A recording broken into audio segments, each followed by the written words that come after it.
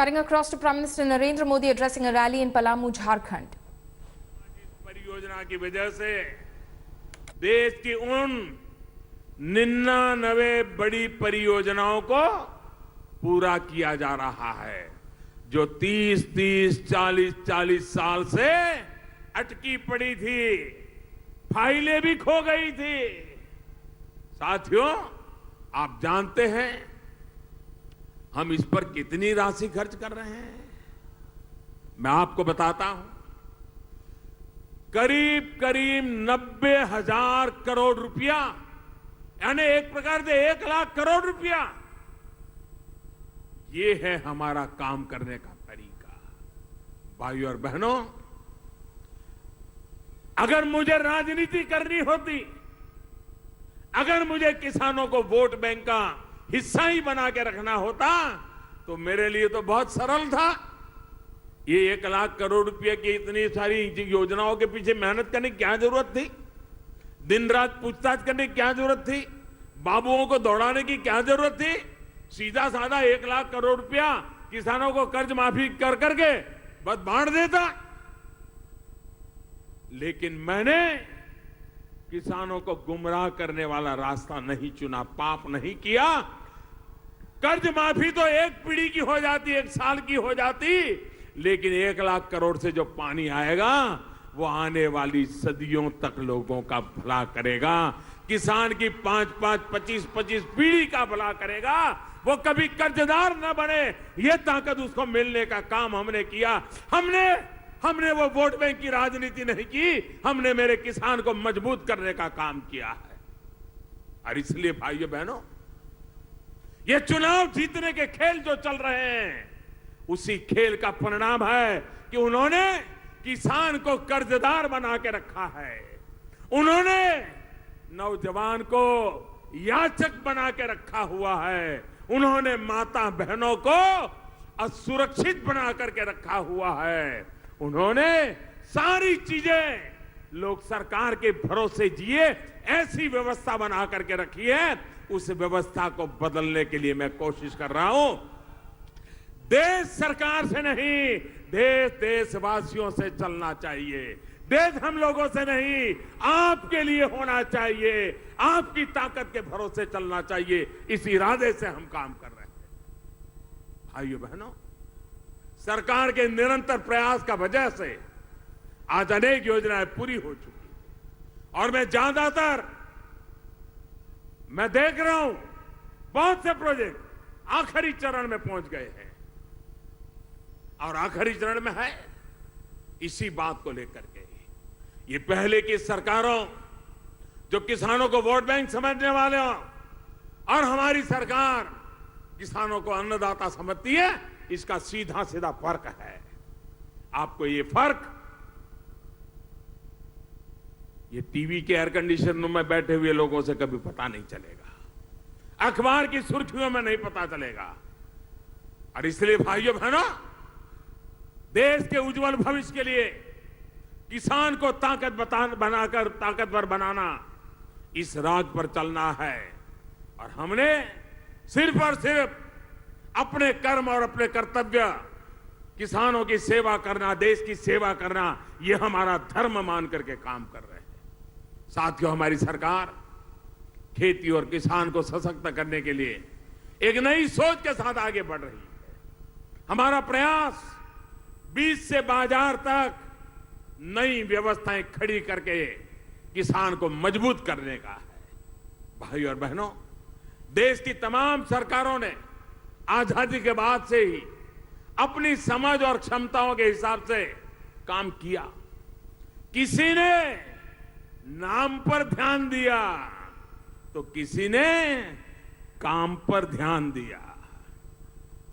आज यहां प्रधानमंत्री आवास योजना के तहत 25,000 लोगों को नए घर मिले हैं। और इसलिए मैं आपको एक उदाहरण इस योजना का भी देना चाहता हूं।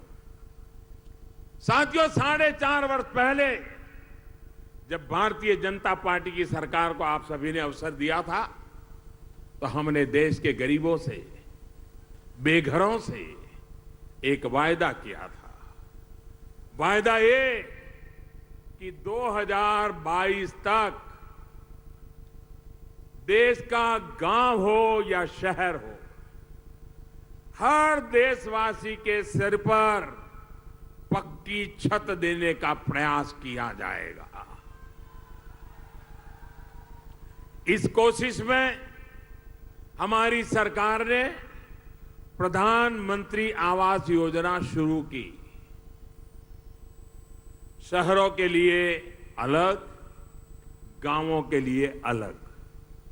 जब हमने इस योजना को शुरू किया तो फिर ये सवाल उठाया गया कि ऐसी योजना तो पहले भी थी, आप अलग क्या करेंगे, कैसे करेंगे? आप तो सिर्फ नाम बदल रहे हैं। शायद वो नाम बदलने से तिलमिलाए हुए हैं, लेकिन इस योजना में असली बदलाव क्या हुआ, कैसे हुआ, उसका प्रभाव क्या रहा, ये आज मैं आपके माध्यम से झारखंड की इस पवित्र धरती से देश के हर गरीब तक पहुंचाना चाहता हूं। भाई और बहनों, हमारे देश में गरीबों को घर देने के लिए योजना पहले भी चलती थी, लेकिन वो किसी परिवार के नाम से योजना चलती थी, उसमें घर की चिंता कम होती थी, परिवार का नाम बनाए रखने की चिंता होती थी। हमने आकर के बदलाव किया। हमने नरेंद्र मोदी आवास योजना नहीं बनाई, हमने नमो आवास योजना नहीं बनाई, हमने रघुवर दास आवास योजना नहीं बनाई। हमने सिंपल सी बात बता दी, ये प्रधानमंत्री आवास योजना होगी। जब भी जो प्रधानमंत्री आएगा वो उसको आगे बढ़ाएगा। नाम का झगड़ा नाम के लिए नहीं, काम होना चाहिए, ये कोचा। मैं जानना चाहता हूं, यहां किसी को याद नहीं होगा कि पहले जिस बड़े बड़े नेताओं के नाम पर योजनाएं चलती थी वो घर है कहां? कागज पे नजर आएंगे, धरती पर नजर नहीं आएंगे। ये रुपये कहां गए? कहां गए वो लोग? कहां गए वो घर? कहां गए वो पैसे? यही खेल चलता रहा भाइयों बहनों। पहले की योजना में क्या क्या होता था? जब तक उनके खासदारों को, उनके आसपास के चेले चपाटों को दक्षिणा नहीं देते, तब तक आपका नाम भी तय नहीं होता था। साथियों, देश में पहले जो आवास योजना थी उसमें किसे घर मिलेगा, कैसे मिलेगा, इसकी चयन प्रक्रिया में बहुत बड़े बड़े खेल हुआ करते थे, दलाली हुआ करती थी। मैं सार्वजनिक रूप से पूछ रहा हूं, ये जो मुझे सर्टिफिकेट दिखा रहे थे, 25,000 लोगों को घर मिला, ऐसे लोग बैठे हैं। मैं आपसे पूछना चाहता हूं, क्या प्रधानमंत्री आवास योजना पाने के लिए आपको किसी को रिश्वत देनी पड़ी है? जोरों से बताइए, वो सर्टिफिकेट ऊपर करके बताइए, मुझे देनी पड़ी है? किसी को पैसे देने पड़े हैं? किसी ने आपसे पैसे मांगे हैं? मैं देश भर के लोगों को कहना चाहता हूं, दलालों को हमारे यहां कोई जगह नहीं है, बिचौलियों को कोई जगह नहीं है। और इसलिए गरीब के खाते में सीधे बैंक से पैसे जमा करा रहे हैं। नाम तय करने में भी हमने वैज्ञानिक तरीका अपनाया है।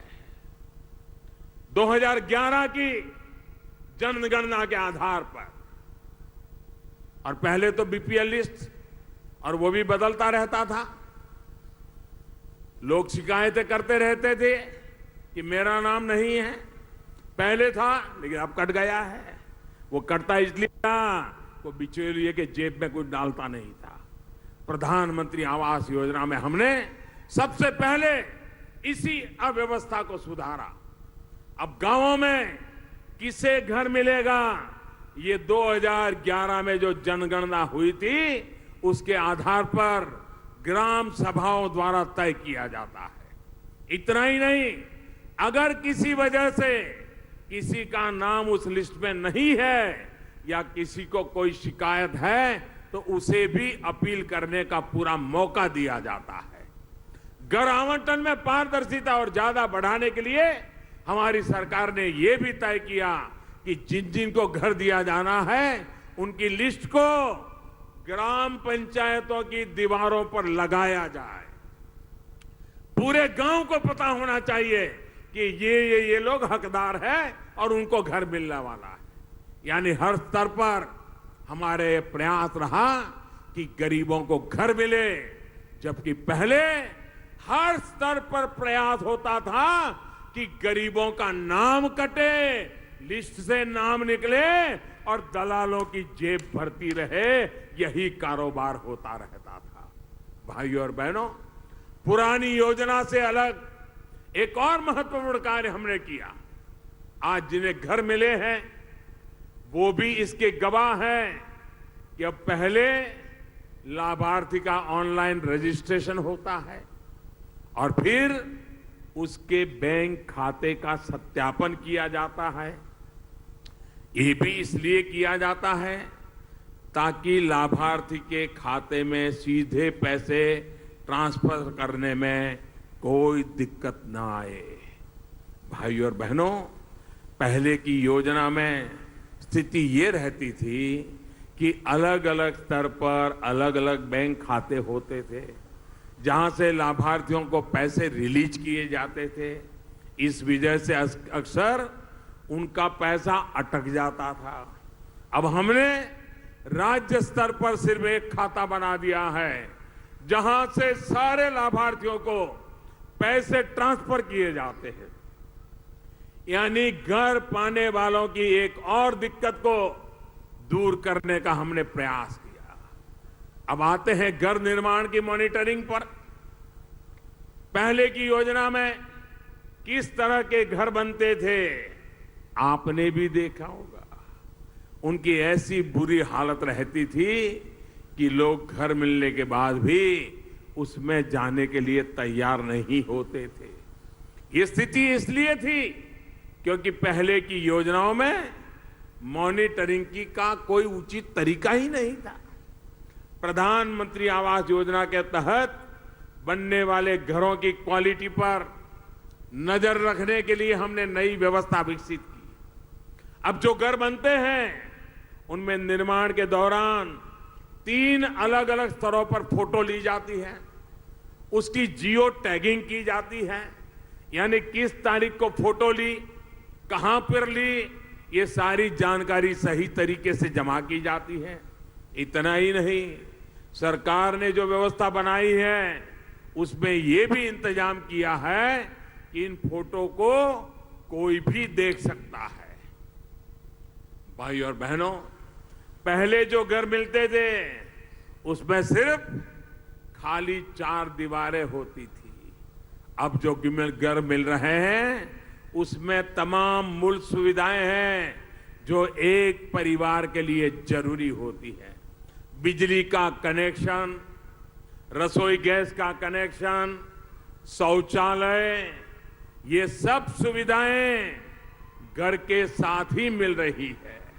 इसके अलावा एक और बड़ा काम किया है हमने घर की डिजाइन को लेकर।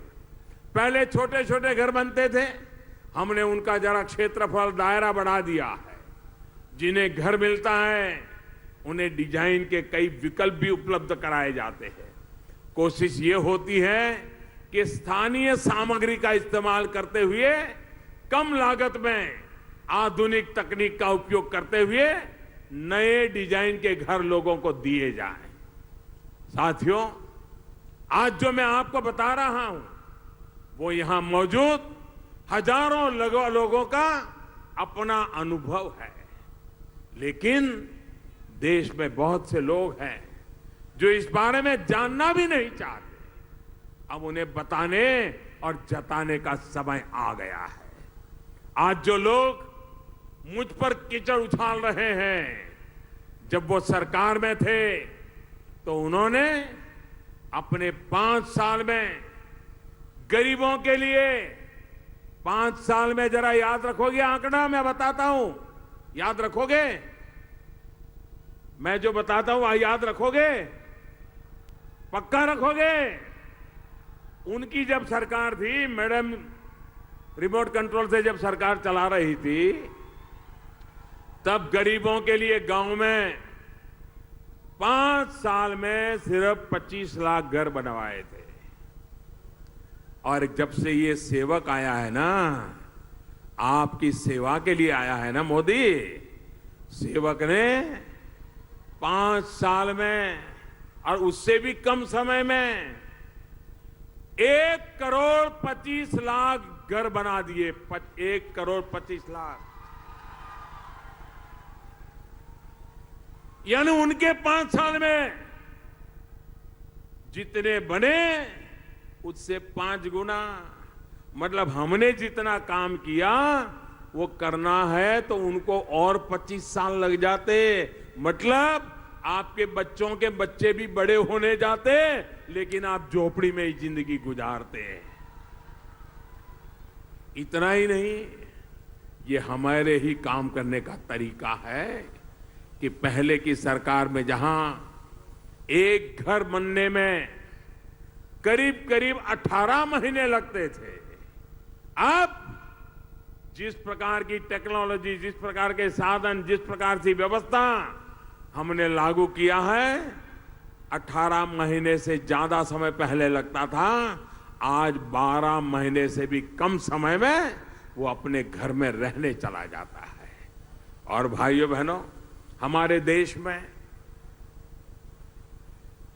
घर है तो पुरुष के नाम पर, गाड़ी है पुरुष के नाम पर, जमीन है, खेती है पुरुष के नाम पर, दुकान है पुरुष के नाम पर, जो कुछ भी है पुरुष के नाम पर। और पुरुष का स्वर्गवास हो जाए तो उसके बेटे के नाम पर, बेचारी मां के नाम पर कुछ नहीं।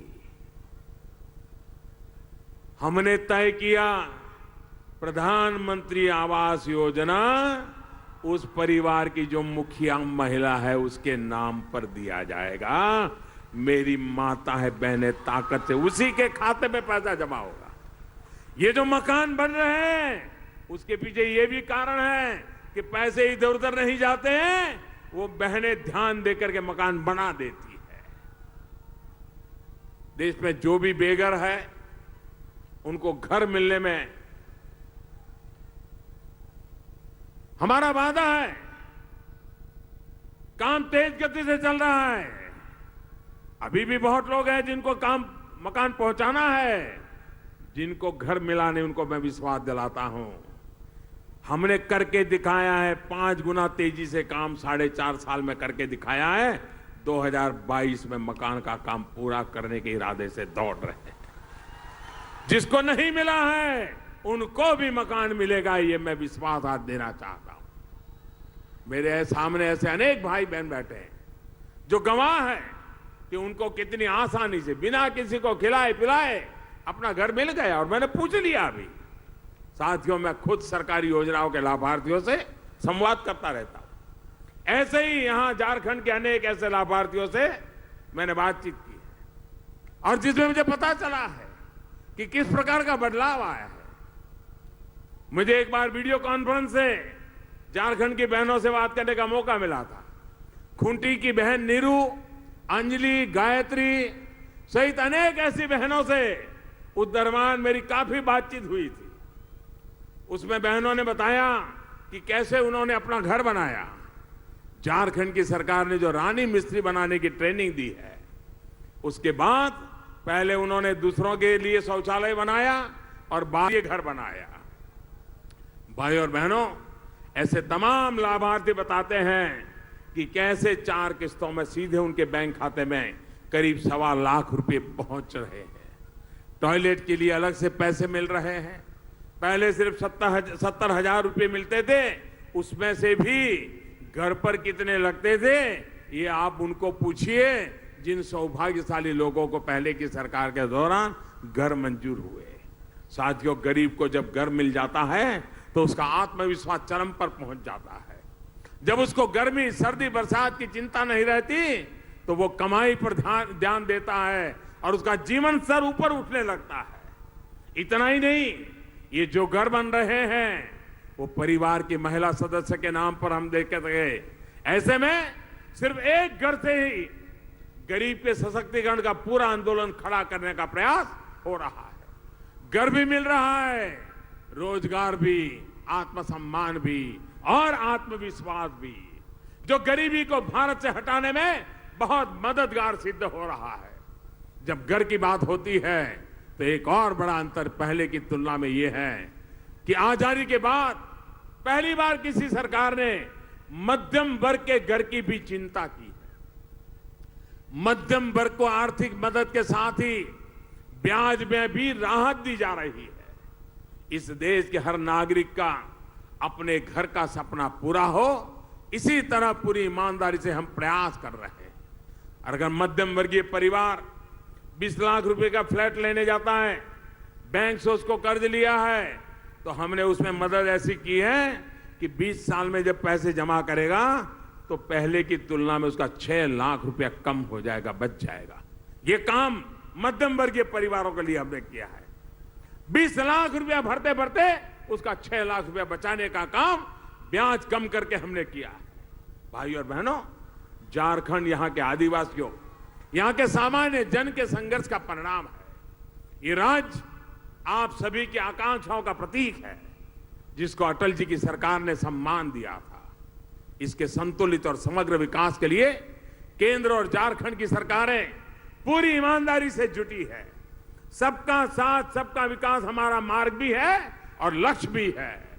इसी सोच का परिणाम है यहां से जिस आयुष्मान भारत, प्रधानमंत्री जय योजना, पीएम जय योजना की शुरुआत मोदी केयर के नाम से लोग जानते हैं, 3 महीने पहले की गई थी।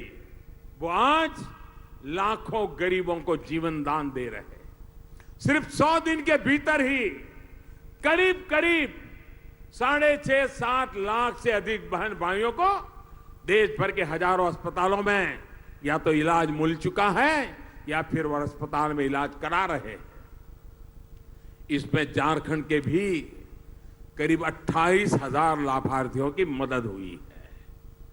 साथियों, आज आयुष्मान योजना का इतना विस्तार हो चुका है कि हर रोज करीब करीब 10,000 लोगों को इसका लाभ मिल रहा है।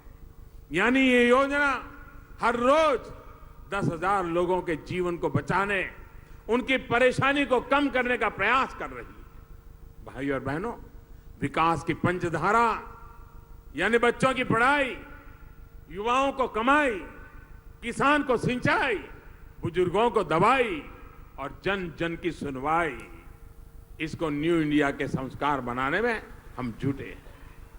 आप सभी झारखंड वासियों का भरपूर आशीर्वाद हमारे साथ रहा है। न्यू इंडिया के लिए रहा है, न्यू झारखंड के लिए रहा है। विकास के प्रति अपने विश्वास को आप यूं ही बनाए रखेंगे।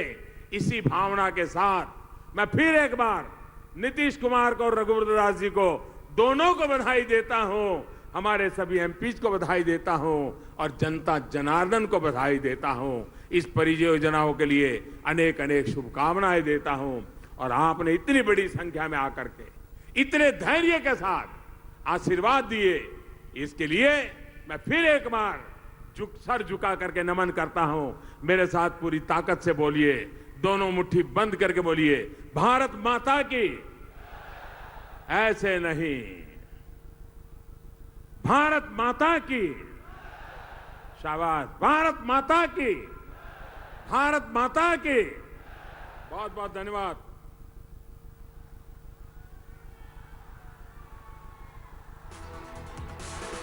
बहुत धन्यवाद।